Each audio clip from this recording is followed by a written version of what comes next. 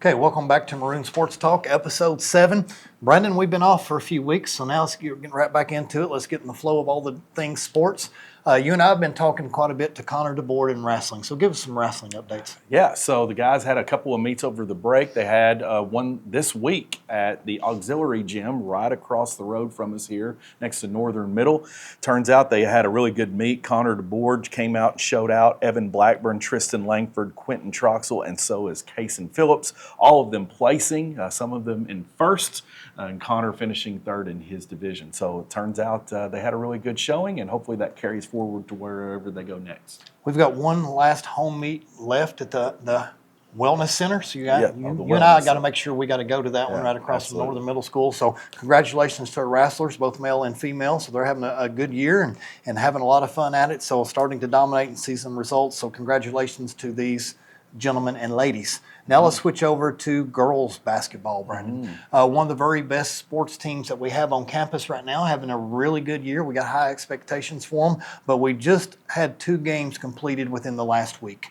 So we'll go back, Casey County was the first game, 63-44. Casey's actually pretty dang good. And so to win by 19, they're greatly improved. And then last night they had a big game against East Jess that they won by 27. You want to talk a little bit about some stars from the East Jess game? Yeah, if you remember, right before Christmas break, we did a doubleheader with Casey County. And Casey County came in and muddied the waters a little bit and really made it an interesting game, really frustrated us for a half. So to go there on their gym and have a better showing means we're showing improvement. But even though we stop here for Christmas break, everything keeps going in the basketball world. They put in a lot of ball hours, James. But this week, we beat Casey County 63-44, beat East Jessman 76-49. We're getting ready to play West Jess, as you just said, but man, the big show, big time, Brooklyn Thomas finishing that game this week with 27, followed by Malia Bullock with 6. Hannah Murray finishes with 13. Bella Stevens with 8. Riley Ross with 2. Scarlett Anderson jumped in there and got 2. And, of course, Caroline Heist with 3. Lily Todd with 12. You Lily probably Todd already had said 12, it. yeah. But, speaking about that, the big thing about girls basketball we need to talk about, we've got our sensational all-star point guard injured right now. She's got a slight hamstring tear. But the good news is it's not a full tear. I don't think she has to have surgery at any point in time. I think she's going to come back maybe as early as next week. So we got to have Mad Puppy back in there to run the show.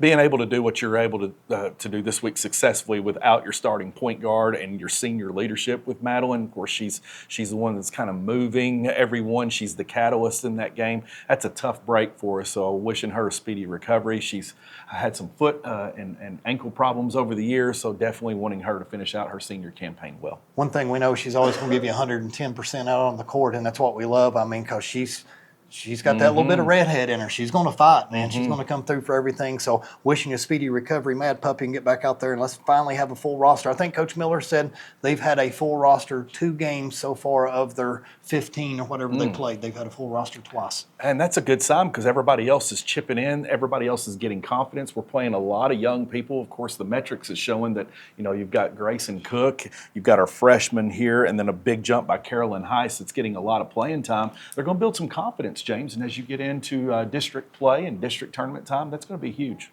Okay, switch over to boys basketball now. Boys basketball, Casey County is not very good, to put it in light terms. Last time we played them, 13 boys played, 13 boys scored.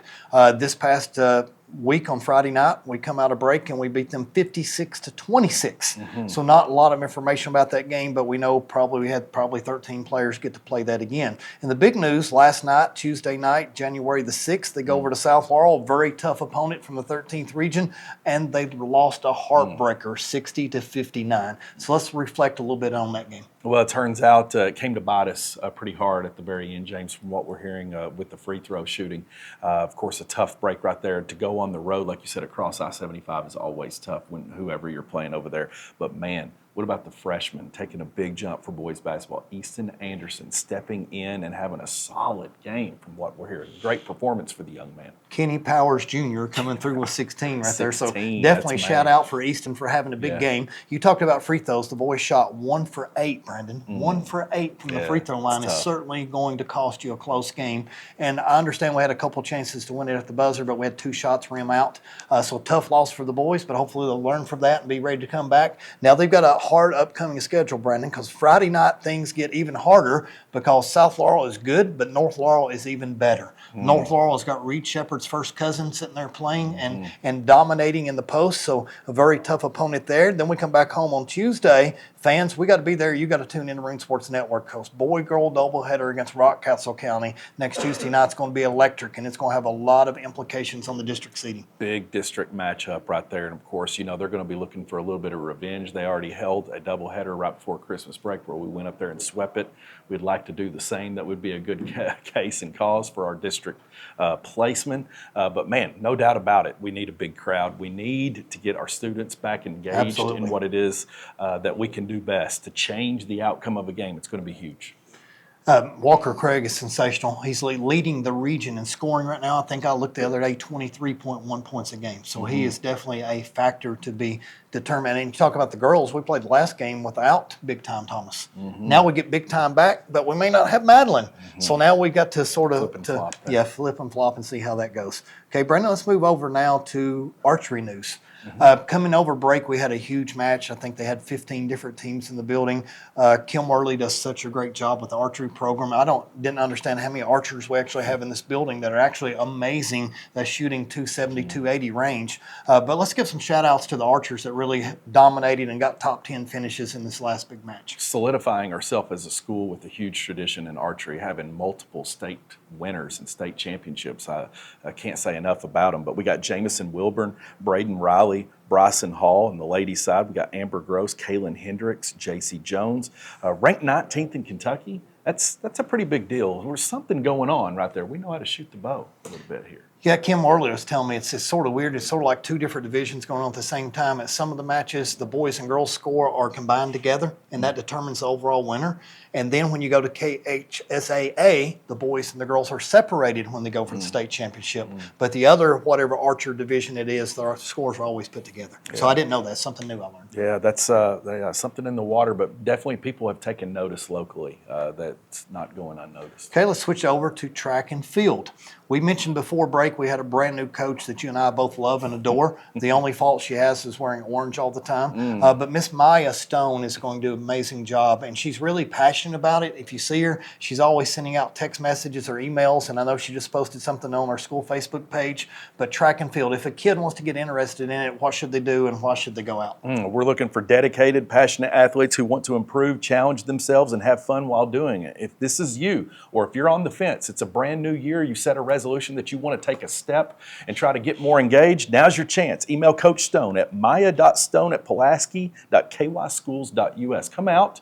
Let's build on some confidence. Let's build on yourself. Let's build and help our trajectory of our school and yourselves. Why not? Get started with track and field, and hey, the birds are going to be chirping, sun's going to be shining. It'll be a great time to be outside. And Maya was with an H, MYAH.Stone at Pulaski.kyschools.us. So please go see her if you're interested, and you're going to have fun. If you're around Coach Stone, you are going to have fun.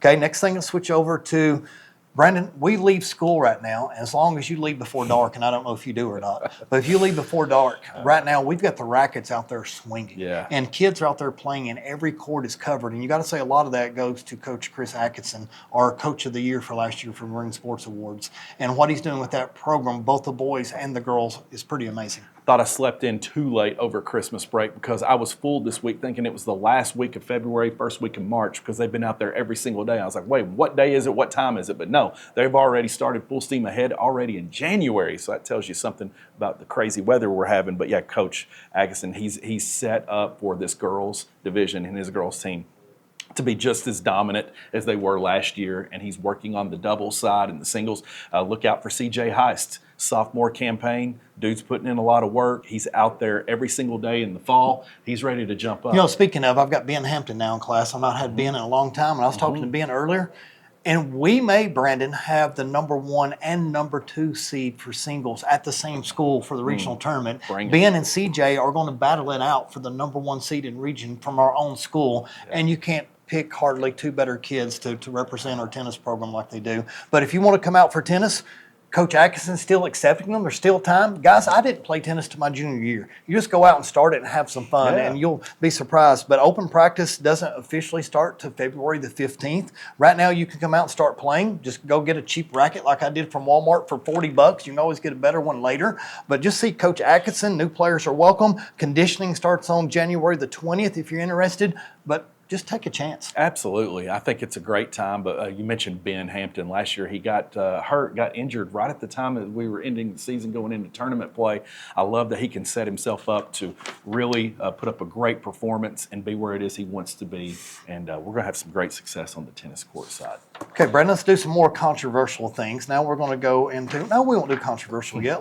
Yeah, we will. Top 5 athletes from 1990, 2000s, 2010s to today. There are going to be people we'll leave off this list, but if you got a top 5, you got a top 5. So this is you and I, our experiences, what we've seen, what we've watched, and who we think's made the greatest impact so far. So number 5, let's start with you. He's not had the best of luck, and of course the stories hit and changed everything about the man's career, but he absolutely dominated the PGA scene, and we've got to go with Tiger Woods. Tiger Woods was everywhere. He kind of brought Nike into the field again, where it was cool to wear Nike if you wasn't basketball, baseball, or football, and his commercials were the best, and when he stepped on the greens, he was winning all the time. So you got to give it up for Tiger Woods. Okay, number 4, I think your brother-in-law is going to make me put this name on there because if not, I'll probably be disowned from this hallway. But it's hard to argue with this. When you've got somebody that's won, is it 6 or 7, Brandon? 7. 7 Super Bowl titles, 6 with the Patriots and 1 with the Tampa Bay Buccaneers. Left 4 or 5 on the table, you know. And just hit some, but did something nobody else has been able to do in the history of the sport. So the very best quarterback, it's going to be hard to argue it's not Tom Brady and the impact that he's brought to the NFL and everything else. To leave that dynasty and that franchise and go to Tampa Bay at the end of your career in the 40s and win a Super Bowl there is nuts. I'm not the biggest fan, but, man, I definitely give his props, man. That's I've not seen that. Joe Montana or on those sides of other great quarterbacks. You know, Peyton Manning left Indianapolis and got him one in Denver. So, but that says something. If you're able to get a title with 2 different organizations, it's got to start somewhere. And obviously, I think the quarterback is the most important position in the NFL because you've got to coordinate everything. But props to Tom Brady. Number 3. Absolutely.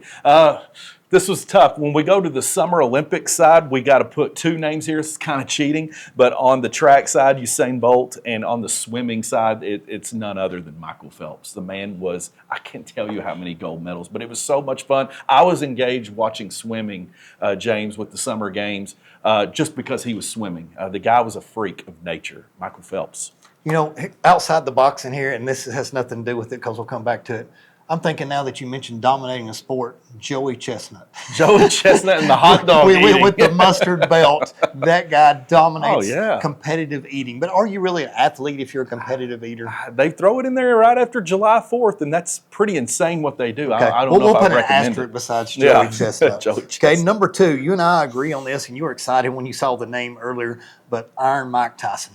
Mike Tyson was in his own video game Punch-Out. If you could make it to the end, you could get past Glass Joe and everybody else. Yes, but then Mike Tyson, dude, if you were anybody, you went to a Mike Tyson fight because that was the event. There was nothing bigger in sports than a Mike Tyson fight back in the late 80s and early 90s. And, dude, to me, he's one of the all-time GOATs right up there with Muhammad Ali, but Iron Mike, man. What do you think about it? I agree. There was no internet when we was growing up, James, but it seemed like on those days that I knew that there was a fight coming up, I stayed up anyway. And I was just trying to figure out if I could ever know. And I would wake up the next day and somebody in passing would tell us. And it was just always a spectacle. The dude was intimidating. He had already beat folks before the match had even started because people were so scared of him. And rightfully so. Let's get to number 1. Let's get to our GOAT. Yes. Listen, I don't know why this seems controversial, but to me, you got to go with, in the NBA, number 23 from the Chicago Bulls, Michael Jordan. Listen. Watching this guy play in my childhood all the way through middle school and high school, getting to see him leave the game and come back and pick up where he left off, the dude was good because he took it seriously. Losing sucked. And look at the regular seasons. They won 75 games in the regular season because he didn't like losing. And then he won the gold medals with the best basketball team of all time in the 92 Dream Team. Come on. It's Michael Jordan. He went to the finals 6 times, guys. He's 6-0. You know, That's enough. I've got to give a little shout out here too, real quick. He didn't make our top 5, but Kobe Bryant needs to be I recognized love for his Kobe. greatness. Kobe's my favorite. But Kobe took every move off Jordan. He'll tell you he took every move off Jordan. But there's no two better competitors, I think, ever than those two. But their work ethic showed it with all the hours they put in before and after practice. Let's get to our athletes of the week, Brandon. I'll go first this time, then let you get ready to finish this thing out. About ready to run out of time, but my athlete of the week, Big Time Thomas. Brooklyn Thomas makes such a difference on that girls basketball team, but 27 points is just dominating the game. And Big Time shout out to you. Let's go to the males. We'll go with the freshman side, let's go with our guys from the wrestling side. Tristan Langford finished first at the 150-pound side in the wrestling team. Quentin Troxel first at 113 pounds, and Kason Phillips finished first at their meet with 144 pounds. Let's go wrestling. Give it up for John Cena, 17-time champion who retired. We probably need him in the top 5 list as well, so put him up there. There you Maroon go. close out the best thing we saw this week. You and I have not watched sports yet, but we're ready to jump right back into it. But from the Facebook post, we saw that Martin Cranfield posted that the Northern Middle School 6th grade boys, Grizz Jr., go 6-1 in the gold bracket, and they win the state tournament. So the future looks bright for boys basketball. Yeah, it does. State champions. That's big time. Okay, Maroon closeout. Thank you for all of our sponsors and everything you do. We hope that you guys enjoy this. We hope it's controversial. But one thing we agree on, we love Maroon sports. Absolutely. And we're ready to be back at home next week, Tuesday night, for boys and girls games against Rockhouse. Good luck. Happy New Year, guys.